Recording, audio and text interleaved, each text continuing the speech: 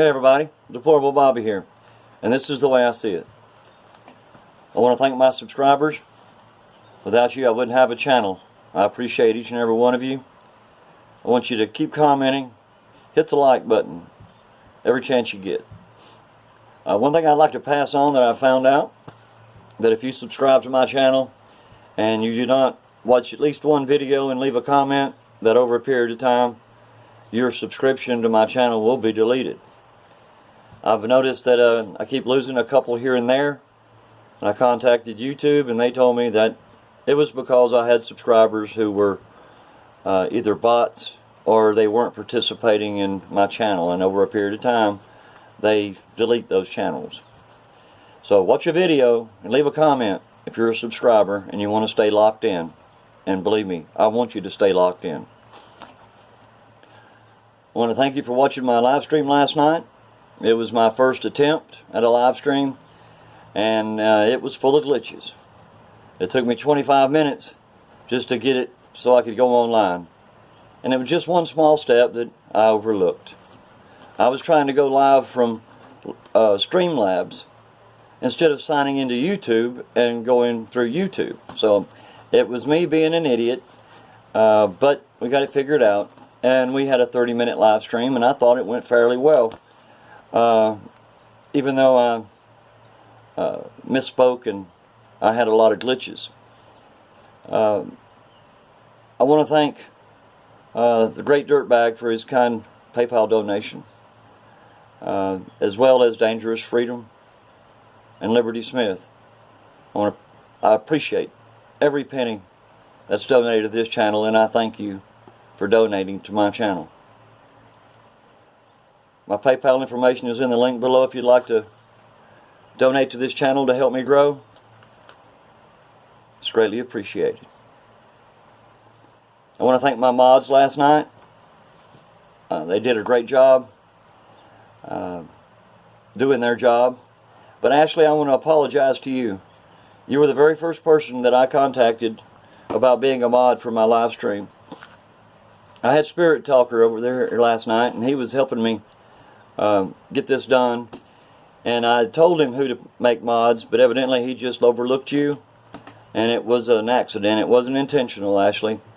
I promise you that if you'll still have me, I'll take you as a mod next Sunday on my live stream. I want to thank all of you people: DM, Jervis, History B, Forbidden Information, the Great Dirtbag, Dangerous Freedom.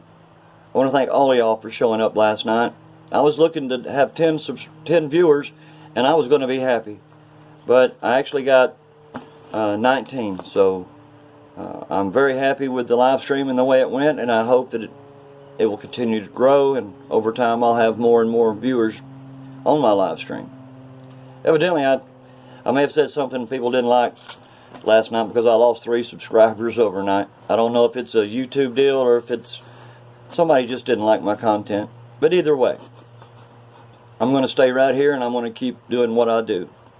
And if I don't get a whole lot more subscribers, it's regretful, but I'm going to continue to do what I do, and I will not be silenced, and I'll continue to speak for our children. Today I want to tell you about a guy out of Salt Lake City.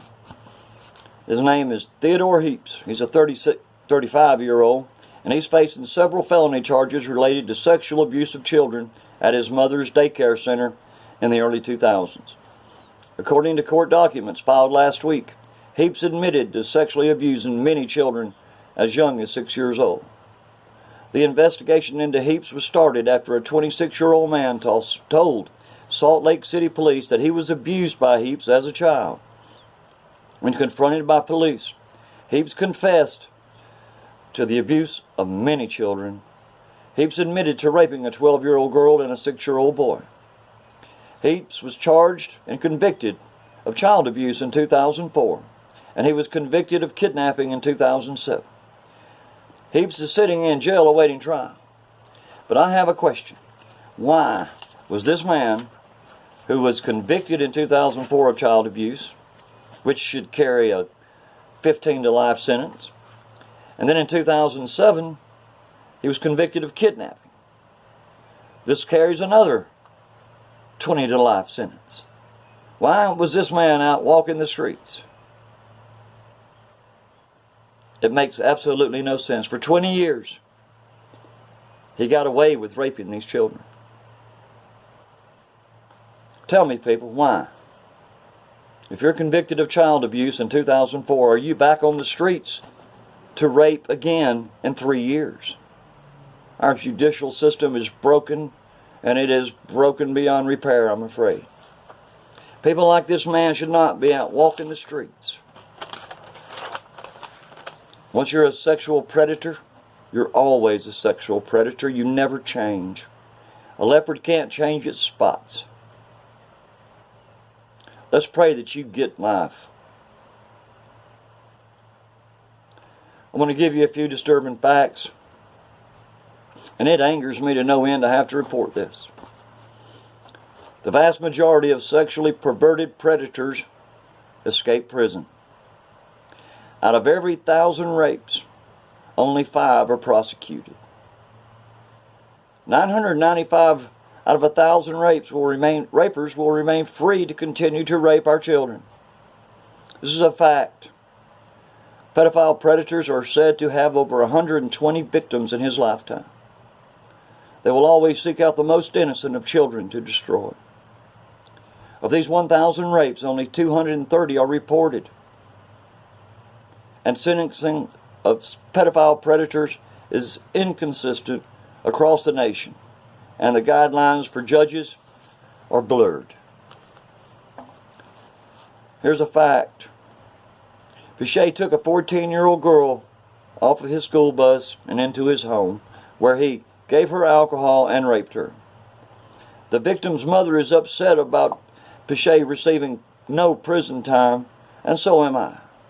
It upsets me to no end. The girl's mother also said, he took something from my daughter that she will never get back. And that's a fact. These pedophile predators who accost and assault and rape these young girls and boys, those victims never outlive their horror. Never. It stays with them their entire life. Pichet was given a 10-year probation sentence, if you can believe that. They say he only had one victim. So the judge went lenient. Well, how do you know this, Judge? How do you know he only had one victim? You only had one victim to come forward. And like I said, a child predator accost 120 children in his lifetime. So I venture to say this was not his first. And I promise you, Judge, you social justice warrior, he's probably going to do it again. And you gave him probation. My Lord, man, you're evil to your soul. And then we have another judge did the same thing. I can't say this guy's last name, so I'm just going to call him Predator number 2. 33-year-old Predator number 2 held a 17-year-old girl in North Carolina, and he kept her captive in a dog cage for over a year as a sexual pet. Predator number 2 pleaded guilty to first-degree cruelty towards a child. Rape and sodomy charges were dropped for the cruelty plea. This sends a message to predators that they need not fear harsh penalties even if caught red-handed. These judges, in name only, are telling predators you can get away with it. And if you don't think that's in the mind of these predators, then you don't understand sexual predators. This is a license to continue their sexual perversion and not have to worry about going to jail. I believe that sometimes the only thing stands between a sexual predator and a child is the threat of severe criminal penalties. And when these judges giving probation instead of jail time, that's exactly what he's doing. He's sending a message to these pedophiles and these perverts that they're not going to get any jail time. Just go ahead and do whatever you want to do. It's giving them a license to rape and abuse our children. Plain and simple, that's all it is. He's giving them a free ticket. These two judges are. And they're sending the message that you're not going to get in very much trouble if you're raping and harming children. Giving a predator probation or no sentence at all after admitting to a crime is a failure of our criminal justice system, and it's inexcusable, and it's a blatant disregard for survivors of sexual abuse. It's a slap in the face to the survivors. Our justice system has to recognize the sense of justice or injustice at the end of a prosecution can impact a survivor looking for validation and re-empowerment. It certainly doesn't empower them when their predators walk away. Where's the justice for the victims then? How can they be re-empowered when a man who sexually abused them is walking the streets free? My, people. It's a sad day in America. Well, I pray that over time these social justice warrior judges are going to be gone, but I don't think so. You know, these judges are going to be there for a long time. And as long as they're letting these pedophiles and these predators walk the street, they're doing nothing but harming our children in America. It's just like abortion.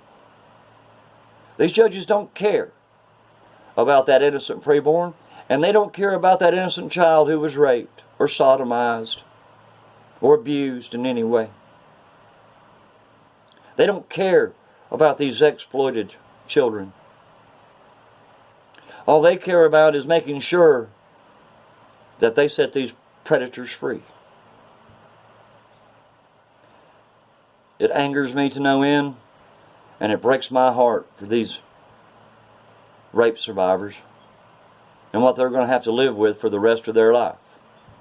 It breaks my heart. It breaks my heart these people have to live with this terrible memory of an animal abusing them. It never goes away, people. It never goes away. They're scarred for life. Sure, they may do okay and they may get into society and function, but I guarantee you in the back of their mind, they remember what happened to them. I pray that these adult children will come forward like this man did and have his predator arrested, even if it is 20 years later. People, I want you to pray for our preborn children that they may live. I want you to pray for our children. I want you to pray for our president in this country. I want you to pray for each other.